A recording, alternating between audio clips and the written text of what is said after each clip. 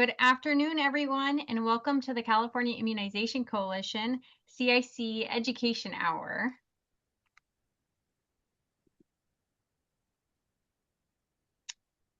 All attendees will be in listen-only mode. If you need technical assistance, please see the chat box at the bottom of your screen. The chat box will also have a link for troubleshooting any Zoom issues.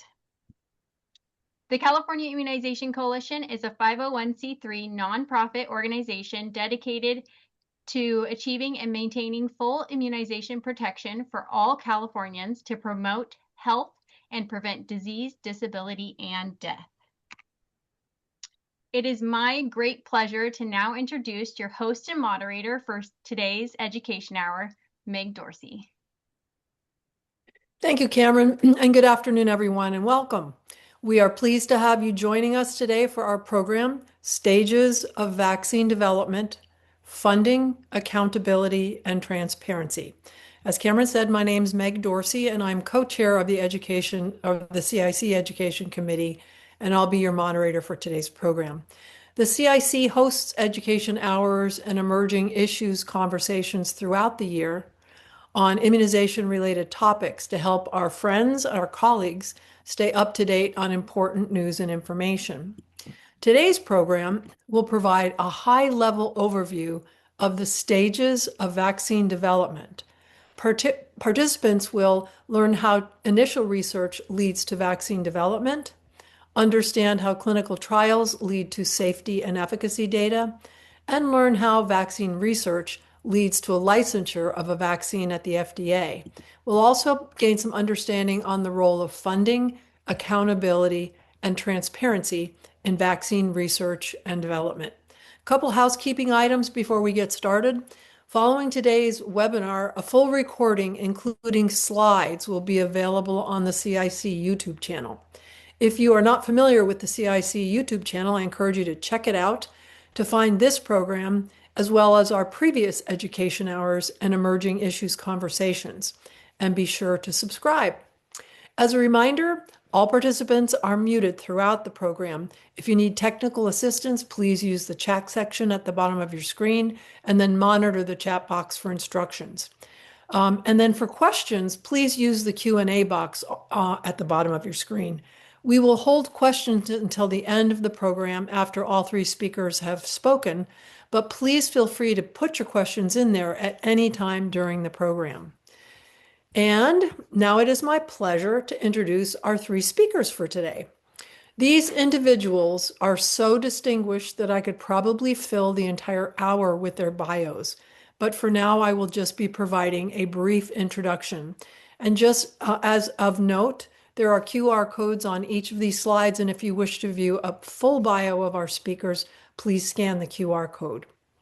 Dr. Pia Panaraj is a professor of pediatrics at UC San Diego, an infectious disease specialist at Rady Children's Hospital, and the director of Pediatric Immunization Advancement Laboratory. She also serves as vice chair of the AAP Committee on Infectious Diseases, and she is the immediate past president of the California Immunization Coalition. Dr. Nicola Klein is director of Kaiser Permanente Vaccine Study Center and a professor at the Kaiser Permanente Bernard J. Tyson School of Medicine. She is a nationally recognized expert in vaccine safety and effectiveness and serves as a principal investigator for several major CDC-sponsored vaccine safety and effectiveness networks. And then finally, Dr. Mark Sawyer is Professor Emeritus of Clinical Pediatrics at the UC San Diego and the Rady Children's Hospital of San Diego. Throughout his career, he has been deeply involved in vaccine policy and implementation, including service on FDA's Vaccine Advisory Committee, CDC's Advisory Committee on Immunization Practices, or the ACIP, and the Academy of Pediatrics Committee on Infectious Diseases. He is also a past president and longtime board member of the California Immunization Coalition. We are so grateful to have these three speakers with us today. And now I would like to invite Dr. Panaraj to begin our program. Great. Thank you, Meg, for the wonderful introduction. And thanks to the audience for attending this during your lunch hour. So I will start off the program today. As you know, the title is Stages of Vaccine Development, Funding, Accountability, and Transparency. And here we go. All right. So we're going to kind of go through this process of what usually happens with the vaccine from the very first stage of, coming up with an idea all the way through how the actual approval of the vaccine and the recommendation of the vaccine takes place, or at least what usually happens. And so the three of us will cover different portions of this outline that you see here today. And so I'm going to start with the discovery phase and preclinical testing of vaccines. So normally, we only hear about new vaccines when something big happens and it hits the headlines. So usually it's some new success or the vaccine was just licensed. And so you see here, this was from when the polio vaccine first came out in 1955. And then we had this one shows the measles vaccine this was actually earlier, 1944. Promising results are noted. And remember, this one was only a couple years ago with the COVID vaccine. Trump hails vaccine miracle with millions of doses soon. And so that's really when we on the public side, and even in healthcare, many of us don't actually hear about these vaccines until it hits this stage. But way before then, actually, many, many years, 10, sometimes up to 15, 20 years, there's been a lot of research that's going on before even those vaccines hit the headlines. And so it starts with what we call the discovery phase. And this is when there's an idea for a new vaccine. So somebody notices that, hey, we're seeing way too much meningitis. It's killing children that should otherwise be healthy and be going to school. And so then we start to explore ideas for a potential vaccine. And a lot of this takes place in laboratories and most of the time at academic universities, although it can also take place in some industry labs, for example, if they have a particular interest. And so these are the boxes in blue are some of the questions that they're trying to answer at this stage. So they're looking at, so if this is a virus, for example, they're looking at, well, what type of virus is this? What does the virus look like? How does it actually infect the human? How does it enter the cells? What receptors are on the virus? So they're looking at all the potential targets that the vaccine could use.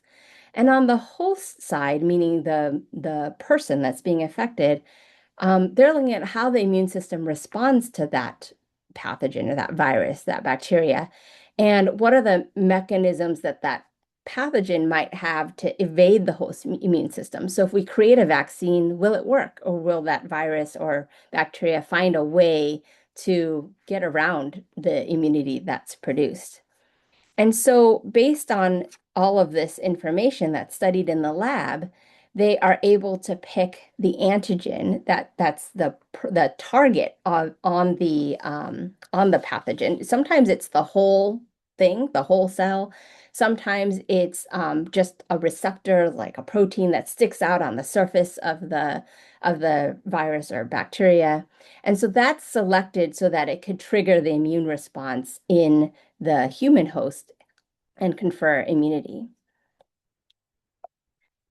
So this is an example of the COVID vaccine, the coronavirus vaccine. So investigators knew back from SARS, the first SARS that came out, and some of the studies actually because the viruses, might have similarities to other viruses, they were able to target. They knew what to target in terms of to look at what could be a potential vaccine target for a vaccine. So here is the coronavirus, the virus itself. I don't know if you can see my mouse. Hopefully you can. So on the left is the coronavirus, and on the right are the human cells. And so they knew that there was this spike protein that stuck out of the virus. And so it was and that spike protein usually attaches to the human cell. Actually, it's a human ACE2 receptor. So that attachment allows the coronavirus to start the infection, basically allows it to attach and then enter into the human cell. And so the scientists thought, well, hey, that would be a great way to block the viral infection if we can just put all the antibodies, those are the antibodies, around the spike protein, then all of a sudden it can't attach to the human cell. And so all of this research is done in the laboratories to figure out what would be that wonderful target. So then once they have that target, then we enter what's called the preclinical stage. So this is where we think about in this can happen either in animal models or maybe even before that in laboratory models. So where these are the questions that are being asked. Is the vaccine safe? Are there any side effects? Does the vaccine elicit an immune response? And with that response, is it actually protective? Or sometimes we get a response, but that antibody that is being made doesn't actually work. So then, back to the drawing board. So, and then once we know all of the answers to those three, then we can figure out what's the dose of the vaccine that stimulates the strongest possible immune response while minimizing the side effects.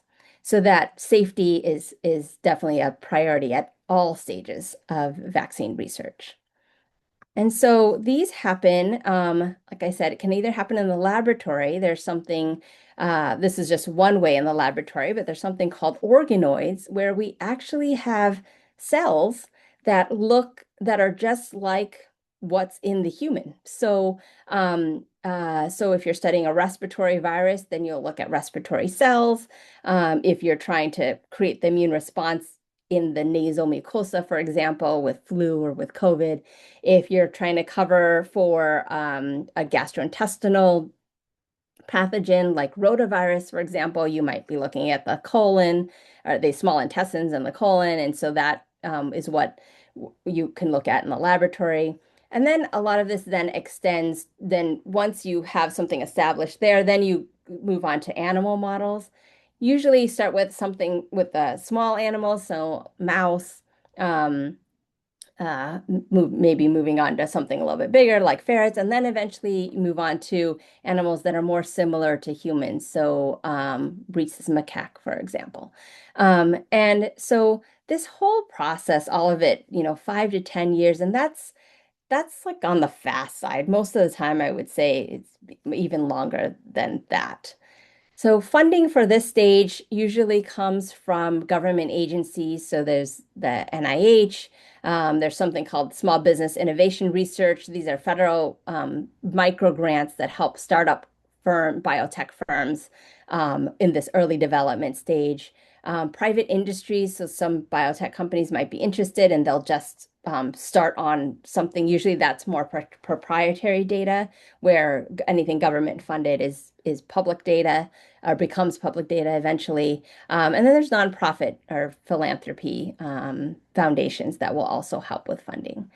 So really the overall goal of this process and future process is to find a vaccine target that's safe and effective and proven initially in animal models. And then the next step is humans. So I will stop there and turn over the slides, I think, back to Cameron. Audio. Thank you so much, Dr. Panaraj. That was very interesting. And now, Dr. Klein, I'd like to invite you to begin. Great, thank you, and thank you for that wonderful introduction. And I'd like to really focus now the area on clinical trials, or after the sort of preclinical development stages has happened in the laboratory and animal models, and we now going into humans. So next slide, please. So this is the same graph you saw before. Next slide, please. So what I'm really focusing on these stages right here, these three, phase 1, 2, and 3, which I'm sure has probably you've heard that clinical trials phase. Next slide. So what does that mean to have faced the different phases? So this is very much a repeat of the prior slides, a few more details. Phase 1 has a smaller, really just to test small numbers of volunteers, just to really make sure it's really acutely safe and there's nothing really very terrible is happening after vaccination. Phase 2, when you get larger numbers in the hundreds, and that's when you really start to look at immunogenicity, and that's really most of the focus. Of course, safety is always a priority and always followed, but the main goals and the main objectives are to look at immunogenicity. And then the phase 3s are in the thousands of people that get enrolled, and that is either sometimes it's meant to be looking at the efficacy of the vaccine versus how well does it actually protect against disease versus placebo recipients, or sometimes it's actually what's called powered for safety outcomes depending on the vaccine, and that can sometimes be in the tens of thousands.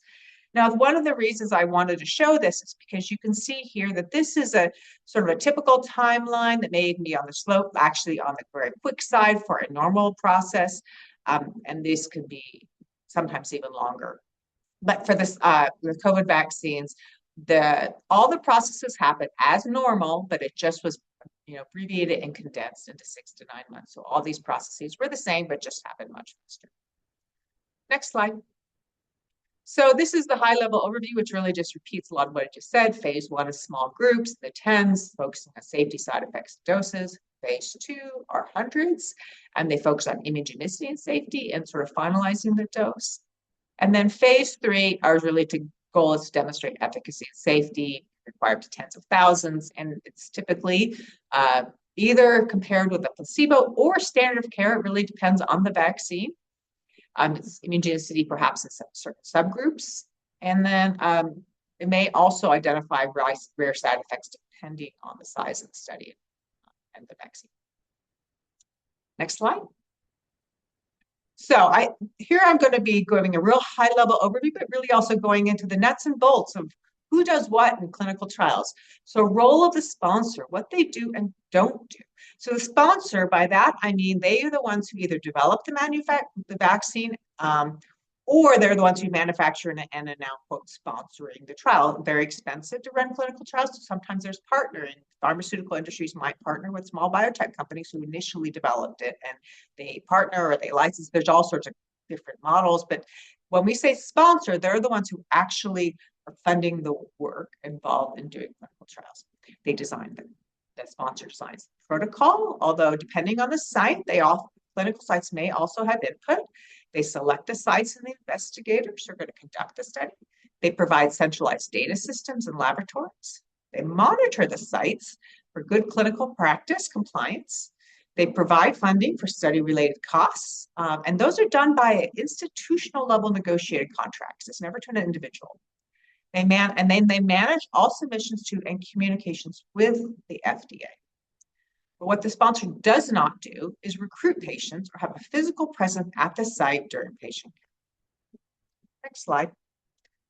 So the clinical site, really, when you start to think about who does a trial, it's really very much a team effort.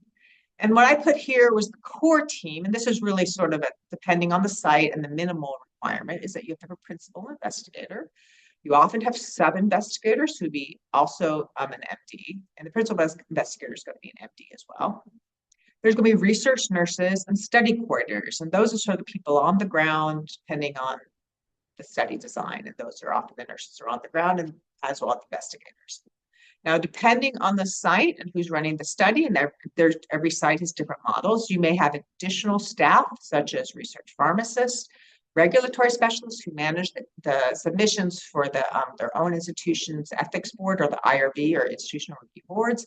They may have financial budget managers and contract negotiators. Next slide. So how does a clinical site determine study feasibility? So you have to start to think about, there's really three main areas: scientific merit, and does a trial have relevance to patients and or the broader community? Is there scientific interest, and does it appear to meet an unmet medical need? And when you think about ethical considerations, there's a risk versus benefit. Is the potential risk to the participants acceptable and justified by the potential benefits? Of course, we don't know if there's actual risks or benefits, but those are, you have to think about it in that potential. And then, of course, there's operational feasibility. There's an enrollment period of requirements for the trial, study length, participant commitments. Does the site have the right patients?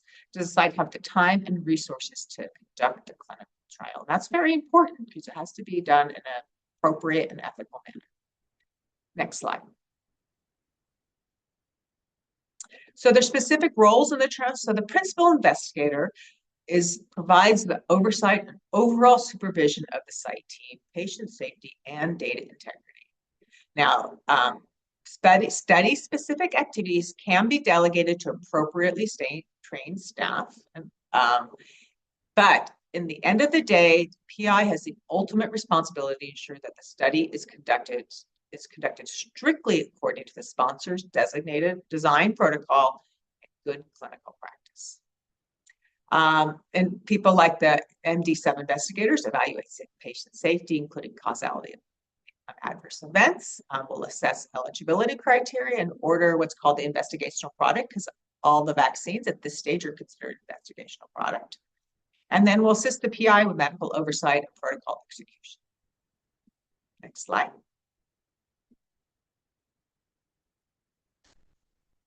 So what do the research nurses do? They can recruit the patients, and again, it depends on the trial, but recruit the patients, they can obtain informed consent. This is an ongoing process to ensure patients fully understand the study risks and rights of their withdrawal.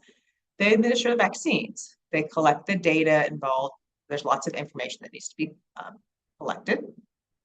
And they collect and ship biological samples such as blood requirements to the sponsor's designated. Now, again, these are all designated responsibilities that the PI designates to research nurses. And then the study coordinators, for example, will do data entry. They'll enter data into the sponsor's electronic data capture system. They'll manage the supplies, the needles, the tubes, everything that's required to conduct the study. And then they can follow up with the patients to ensure compliance with the required study activities. Next slide. So how are they financed, actually? So trials are financed at an institutional level funding. So sponsors select sites and institutions, not individual PIs, to conduct the trial. And the funding includes institutional overhead, which provides facility and basic institutional infrastructure. Now, what's the goal of the trial budgeting and compensation is that the trial funding is designed to cover the costs associated with the time and effort required for the study staff and principal investigator to conduct the vaccine study, including startup costs. Their budgets are strictly negotiated between the sponsor and the site's finance group to cover actual costs of execution. They are based on fair market value, and the sites are compensated based on each participant's successful enrollment, known as the per subject budget. Next slide. So there's some special considerations for the PI with regard to financial considerations. The PIs must complete and disclose any relevant financial conflicts of interest to the institutional review boards, often the National Institutes of Health, et cetera, sometimes your own institution. Substantial conflicts of interest may need to be mitigated. PIs may not have any separate financial arrangements with the sponsor, for example, be a consultant or on the scientific advisory board while serving as the PI of a clinical trial, of the sponsor's clinical trial. Depending on the site, conflict of interest rules may be stricter. For example, my position at Kaiser, I am not allowed as a physician to be directly paid as a consultant for any external sponsor, regardless of whether or not I'm running a clinical trial. That is just not, that's a rule of, for example, how physicians at Kaiser that we all have to adhere to. So in terms of participant stipends, funds in the study budgets are required to reimburse patients for out-of-pocket expenses. For example, travel, parking, missed work. Participants receive stipends for pre-specified study visits or activities. And the IRB, or the ethics panels, reviews and approves the stipend to ensure the amounts are fair but not high enough to be considered coercive. Next slide. So I mentioned a number of times that how do we ensure that ethics, safety, and transparency? So again, the Institutional Review Board, the IRB, are an independent ethics committee comprised of medical and non-medical members. They must review and approve the study, including informed consent forms, before the study can begin. Ongoing IRB approval via annual review and renewal, or more frequently as needed, to ensure patient safety and ethical design. And the IRB is usually specific to each study site, although there are such things as called central IRBs that some sites might use those. Some trials will have what's considered a data safety monitoring board, or DSMB, if you hear that term, which is an independent external panel of experts who monitor the data. And they hold the power to start a study, halt a study immediately if they see a data signal for safety signals, or if there's overwhelming efficacy, or if it's a pre-specified time, they find the vaccine just is not working after a certain time, and they will halt it for what's called futility. And then clinicaltrials.gov is a federal law that mandates trial registration and eventual public posting of results, regardless of whether the trial was successful. Next slide. So when we think about, we do a lot of pediatric trials in my center, and so there's some special ethical considerations. And so there's something called informed consent versus assent. And a parent and legal guardian must provide written consent for anyone less than 18 years old. However, assent is also required for children who are 7 to 17 years old, and the child must also agree to participate and has the right to say no, even if the parent consents. And then with regard to communication education, parents, especially parents of young infants, for example, 2-month-olds, for example, are often overwhelmed and frequently exposed to vaccine misinformation. So study nurses or the staff involved in this process must dedicate significant time building trust, dispelling myths, and clearly explaining differences between research and standard of care. And then investigators and study nurses must be specifically trained to clearly communicate complex protocols and ensure that parents understand how to monitor and report side effects accurately. Next slide. Young children will naturally protest procedures, for example, needles. Study nurses must be trained to engage the child as a team assistant. And a successful first visit is critical to keeping both parents and guardian and the child engaged in the study. Of course, with tweens or teens, there can be required pregnancy testing, which introduces, of course, a new ethical layer requiring extreme privacy, sensitive communication, and strict standard operating procedures, contingency plans. And then teens, of course, are highly responsive to incentives. So we need to balance that. It can be a challenge to navigate the balance between reasonable reimbursement and those perceived to be coercive for this patient. Next slide. And then, so to summarize, vaccines in the phases must pass through phases 1, 2, 3, and 3 to demonstrate safety, immunogenicity, and efficacy in humans. Sites must evaluate studies for scientific merit, ethical justification, and operational feasibility before participating. There's a clear separation of roles. Sponsors design the study and analyze the data. Sites execute the study and take care of the patients. There's ethical financing. Funding goes strictly to sites to cover effort and expenses, preventing financial conflicts of interest. And the strict oversight by independent boards such as the IRB or DSMB to protect the patients while clinicaltrials.gov ensure transparency. I think with that, I think the questions will be at the end. Thank you so much, Dr. Klein. I know I learned a lot. That was very interesting content. And now I'd like to invite Dr. Sawyer to bring us home with his portion of the program. Thank you, Dr. Sawyer. Okay, Meg, thanks very much. Thank you, everybody, for joining us in this interesting program. I learned a lot just in the last two presentations. If you could move to my next slide, you've seen this before, but I'm going to cover the last three steps here in this very long process. As Dr. Panaraj mentioned, it can take a decade or more to get from the discovery phase into the clinical trials. The clinical trials themselves often take a year or more. And the rest of the process, the FDA approval and ACIP recommendations, is faster, but can take at least a year in some circumstances. And let me go back. I want to just make a comment about we want to thank Dr. Panaraj for making this slide, but you'll notice she put usually in italics in the title, what usually happens. As we all know, the FDA and CDC have taken slightly different approaches in the last couple of years to the vaccine process. The FDA process remains intact, and there is no alternative for companies to seek licensure except to go through the FDA.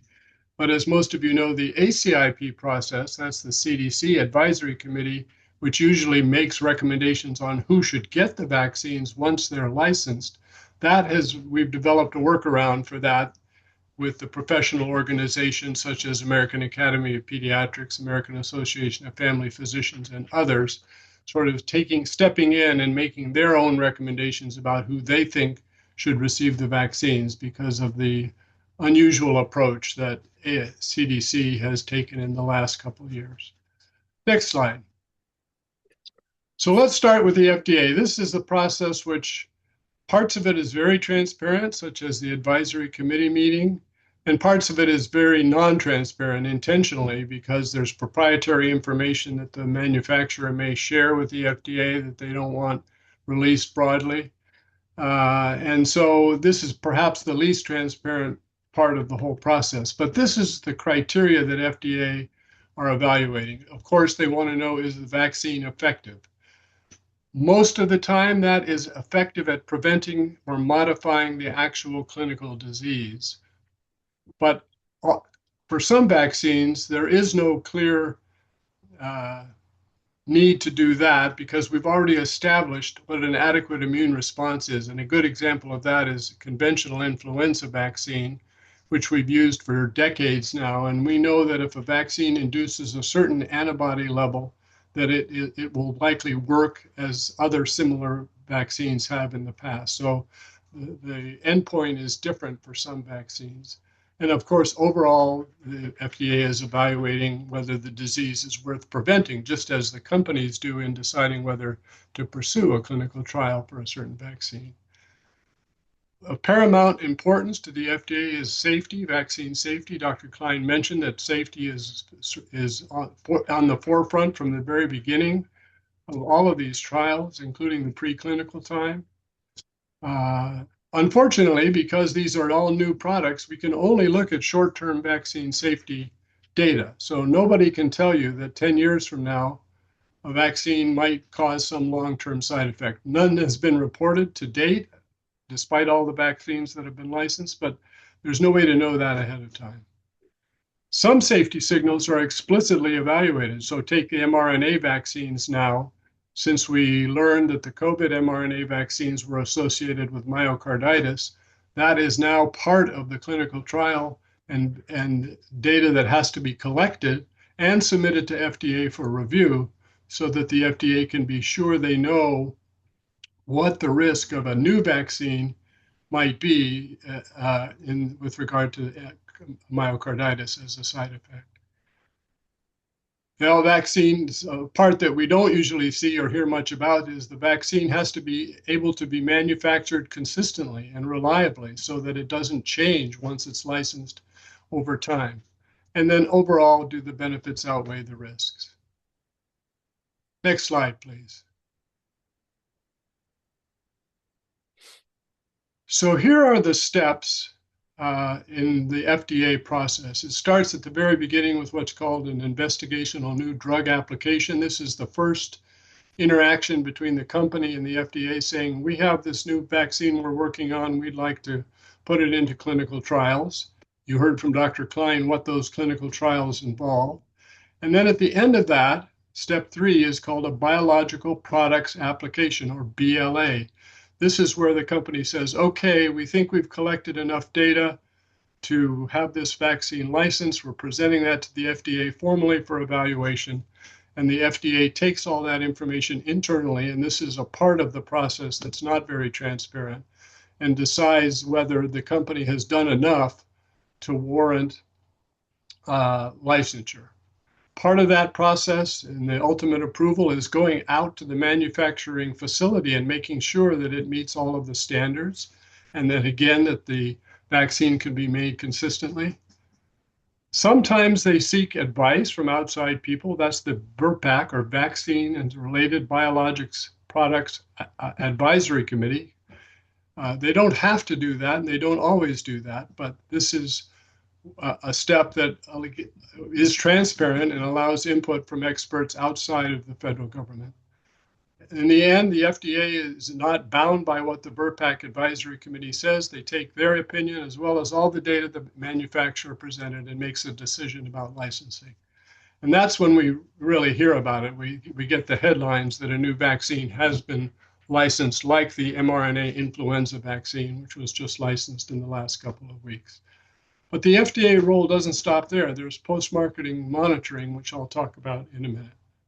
So those are the steps that go on in the FDA. Next slide. Here are some acronyms you'll hear. CBER is the center within the FDA that handles vaccines. It's called the Centers for Biologics Evaluation and Research. An IND we've talked about is an investigational new drug application. A BLA is when the company thinks it's ready to go. VRBPAC is the advisory committee. And then, as in this case of COVID vaccines, they were approved under a slightly different process called emergency use authorization, which shortcuts some of the steps and speeds things up. And that's why we were able to get COVID vaccines as quickly as we did. But as you recall, they remained under this emergency use authorization status for a couple of years before they were formally approved in the more routine way. Next slide. So a word about the VRBPAC Advisory Committee. I participated in this in the mid-2000s. This is similar to the ACIP, only the group is advisory to CBER about the filing from the company. They're open public meeting. They're composed of between 10 and 15 non-federal experts in all the areas you would like to have represented, to have a voice in whether a vaccine should be approved. This includes a consumer representative who generally represents the public point of view. And FDA licenses drugs based on the things I mentioned: safety, effectiveness, and manufacturing. Among the things that this committee does, or historically did, was select the annual flu vaccine. Every year we need a new strain of flu vaccine because of changes in the circulating virus. And this committee was charged with reviewing the data for the United States to decide which product should be made by the manufacturer. Similarly, we need new COVID vaccines every year, potentially, and this committee would review that. That's a step that's been sidelined for the last year or two, but hopefully we'll get back to that as a routine. But importantly, most importantly, the VRBPAC committee does not make specific recommendations on the implementation of a product or exactly who should get it. That's when the role shifts to CDC and the ACIP. Next slide. And there are other advisory groups that you may have heard about. NVAC is the National Vaccine Advisory Committee. That's advisory to the Health and Human Services Agency. This is more high-level vaccine advice, such as should we develop a new vaccine for an illness that currently doesn't have one. And then most importantly, recently, because they've stepped in instead of ACIP, are the professional academies, which I already mentioned several of already. And those are very important right now in helping us decide who should get the vaccines that are licensed. Next slide. I mentioned that it doesn't stop with licensure. The FDA continues to be involved in marketing, post-marketing surveillance systems. Several of them are listed here. The Vaccine Adverse Event Reporting System, which you're probably familiar with. Anybody can report a suspected side effect. That's not a good system for determining causal relationship, but it is good at identifying potential side effects, which then need to be investigated with some of these other systems. There's an overarching, relatively new program at the FDA called the Sentinel program, which includes databases of both claims data from Medicare and Medicaid, as well as insurance companies, that allows them to monitor tens of thousands of people who get various vaccines for side effects. And then there's the CDC Vaccine Safety Data Link, which has been around much longer than those other systems, which does the same thing. It puts together electronic medical records from many organizations, including Kaiser, which is a major participant, and allows us to track vaccine safety over time. So this is really the answer to the question we often get: how do you know that a vaccine is safe? We know it's safe because of this post-marketing surveillance, which starts with the clinical trial data, which suggested it was safety, but expands that many-fold over, because we're looking at literally tens of thousands of people at a time who are getting these vaccines in real time and finding out if anything unusual happens after the fact. That's how we learned about myocarditis from mRNA vaccines. That's how we learned about intussusception from the rotavirus vaccine, if you remember that at the beginning. Next slide. And something you probably don't know about is, on an ongoing basis, the companies have to submit samples to the FDA to show that each lot that they produce is consistent with previous lots and can be expected to perform in the same way. So the FDA stays involved as long as a product is on the market. Next slide. There have been some FDA removals of approval. The oral polio vaccine, when a safe alternative was developed. The RotaShield, I just mentioned, the very first rotavirus vaccine was associated with intussusception, which is an intestinal collapse process that happens in young children after a variety of things, but was associated with the first oral rotavirus vaccine, so the approval was withdrawn. The original Lyme vaccine also had some safety concerns and was withdrawn. Approval was withdrawn. And then any vaccine that's replaced by a new and improved product. So whole cell DTP was no longer licensed after the acellular products were developed. Hepatitis B plasma vaccine, which was the very first one, was removed as soon as we had the recombinant products. So FDA can remove approval even after the fact. Next slide. I'll just touch briefly on ACIP. You probably know a lot about that. ACIP is advisory to the CDC regarding who should get the vaccines. It also establishes the list of vaccines that are paid for through the Vaccine for Children program. And important, this is an advisory committee, although unlike the FDA advisory committees, the CDC is much more likely to follow pretty closely the ACIP recommendations, at least in the past. But the recommendations of ACIP are not official until they're signed off on by the head of CDC. So there are examples where the head of CDC has either not agreed with ACIP or modified what ACIP said. Next slide. Here are the considerations that ACIP typically looked at for recommending a vaccine, starting with the burden of the illness and the risk in the community, effectiveness, safety, as we've talked about a lot, but feasibility, vaccine availability, equity, and availability to people of all levels of socioeconomic levels and urban and rural settings, other reasons that people have challenges getting vaccines. Those are considered when a recommendation is made. Cost, of course, is considered. And ultimately, patient and parental preferences are considered as part of the process of developing a recommendation for a vaccine.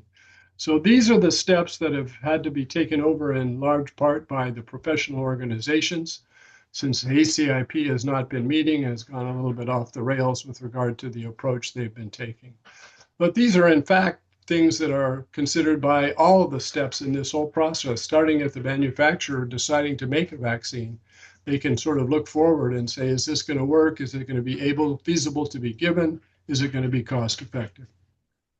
Next slide, please. And I wanted to make sure people understand that ACIP doesn't make recommendations until the FDA has approved. So it's a stepwise process. And there are attempts to harmonize what the FDA label says and what ACIP recommends, but there are many examples where those two are not identical. So a physician can follow recommendations to give a vaccine in a manner other than is actually stated in the package label.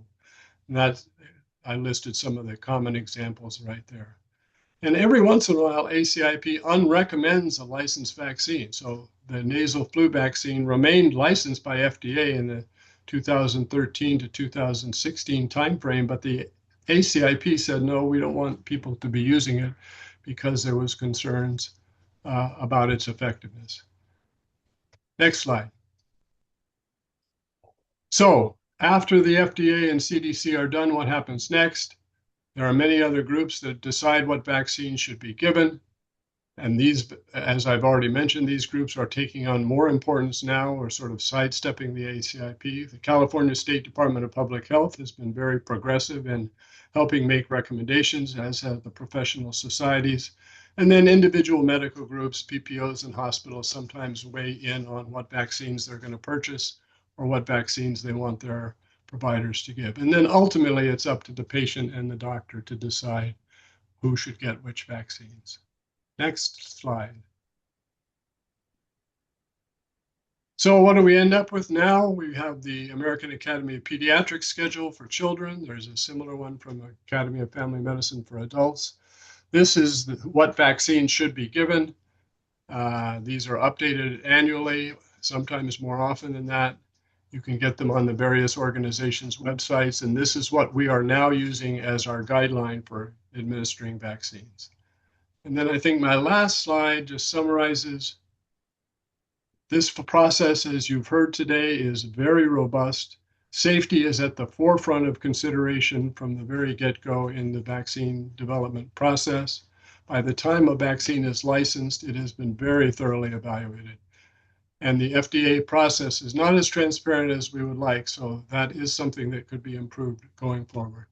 I'm going to stop there and turn this back over to Meg for questions. Great. Thank you so much, Dr. Sawyer. Again, very, very interesting presentation. Thank you so much to all of our speakers today. And to our attendees, if you've been waiting to ask a question, now is the time. We hope to get to all your questions, and we may combine some along the way. And just of note, we also received several great questions during the registration process. So please type your questions in the questions section at the bottom of the screen. If you are having any technical difficulties, please use the chat feature and we will work to assist you.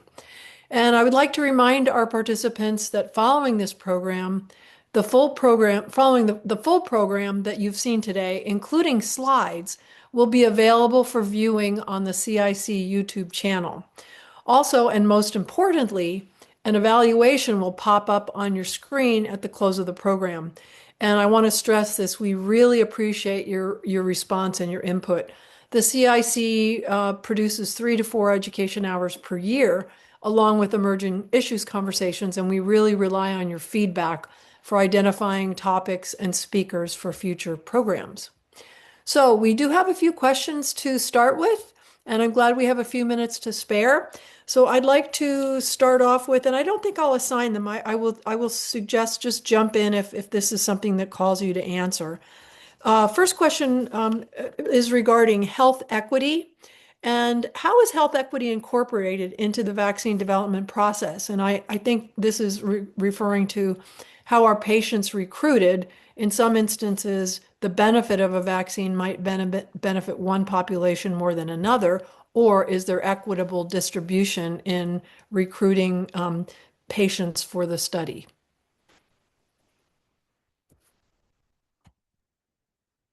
I'll start because ACIP has made this a priority in the last decade or so to make sure that the data that we have on the effectiveness of a vaccine does represent all of the populations to which the vaccine is intended for use. The companies have done a variable job in enrolling patients from all of those groups. Sometimes it's challenging to get them involved, but it is a key priority, as I mentioned, as well as in the recommendation for exactly at what age and how many doses should be given. The equity issue of, is this going to be accessible to everybody across the country, is taken very seriously. And I think that's been an improvement in the last decade. And this is kind of a follow-up along that, and I think I might bounce this one to Nikki. So you talked a little bit about, I'm sorry, Dr. Klein, you talked a little bit about children and special considerations for children. And our question has to do with, do we begin doing clinical trials in adults before we go to children, or do we go directly to children? I would say for a brand new vaccine, certainly the adults are started first, and they have the early trials, and what's done is what's called bridging studies, and you start doing immunogenicity and look at the responses in adults and start to decrease the age range. That was the great example of that with the COVID vaccines. It was done in adults and then went down to teenagers and then to young children. There are situations where there's less adults involved because it's an existing vaccine, and this is a new vaccine that is to be compared to the old one, depending how it's manufactured, if it's similar to what's already available. But if it's a brand new vaccine, even for a brand new flu vaccine, it would start in adults and then the younger ages. So yes. Great, thank you.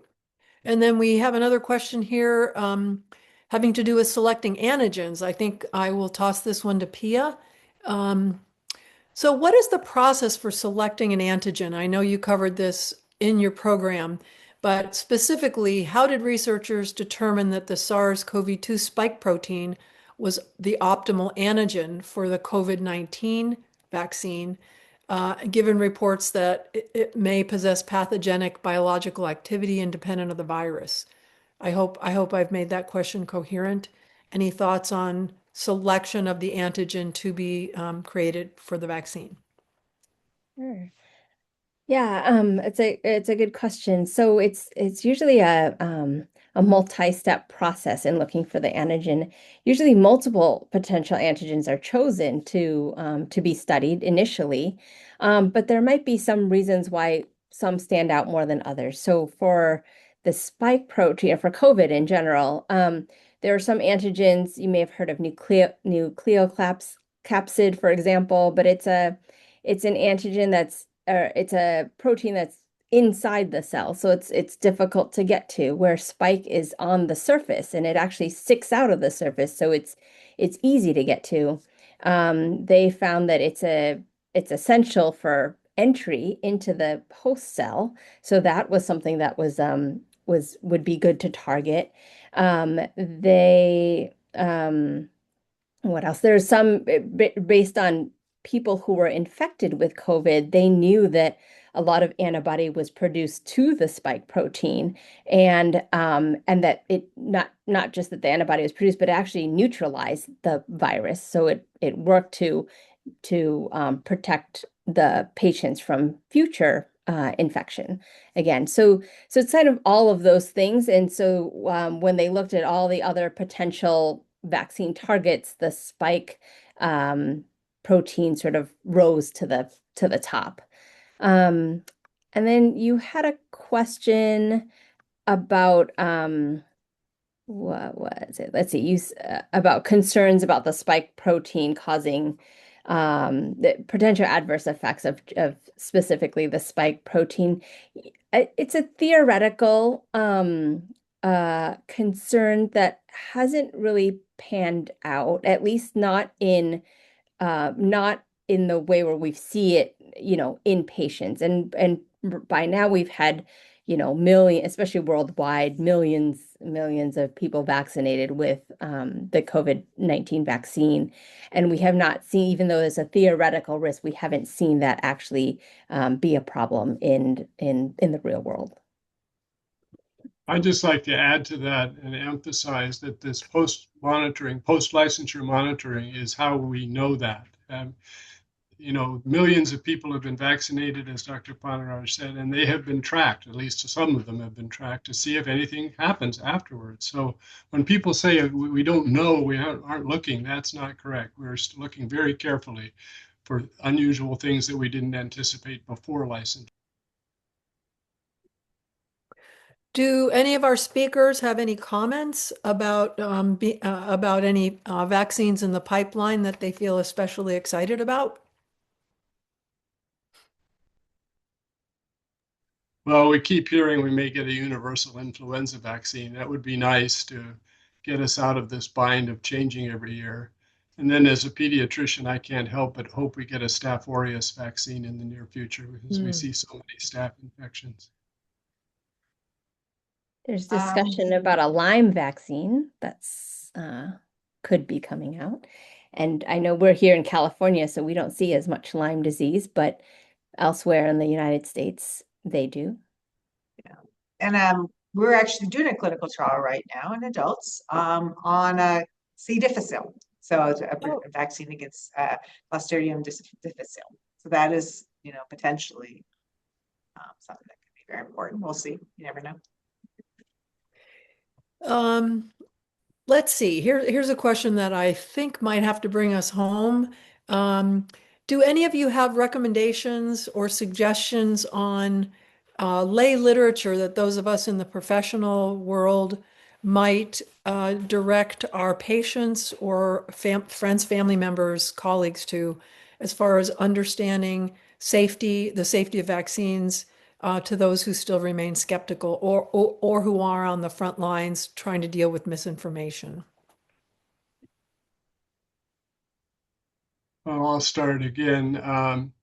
To the extent that the FDA is transparent, they do have a website which has information, including the proceedings of the Vaccine Advisory Committee for VRBPAC and some of the BLA information, at least after the fact, after the vaccine is licensed. So you can get some information there, but if you're looking for non-governmental sources, I like to recommend the Children's Hospital of Philadelphia website that Dr. Offit conducts. He has sections on the approval process and manufacturing. May not have everything that we covered, but it's a place to start. We just had one come in real quickly, and we'll try to take this. It's regarding influenza. On influenza lot review that I believe, Dr. Sawyer, you mentioned, does CBER evaluate the issues of antigenic shift and drift during the manufacturing process when they're taking a look at lots? To some extent, it does. For influenza vaccines in general, there's an immunologic endpoint, and if the vaccine generates an antibody response that's equivalent to previous vaccines, then it may get licensed.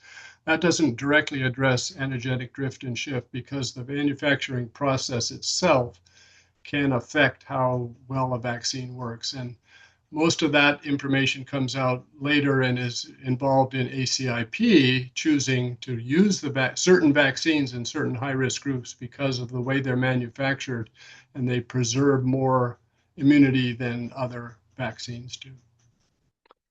Thank you so much. We're getting to the top of our hour. I'd like to deeply and offer heartfelt thanks to our speakers today, Drs. Panaraj, Dr. Klein, and Dr. Sawyer.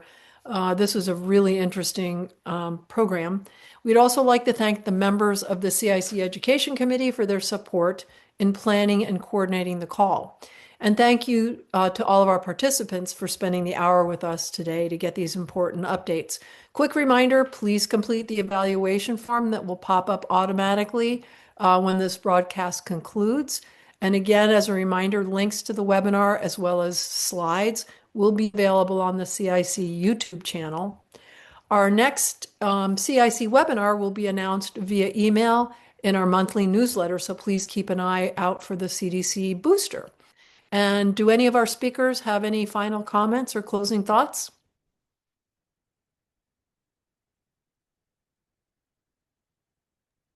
It's time to go get your flu vaccine soon.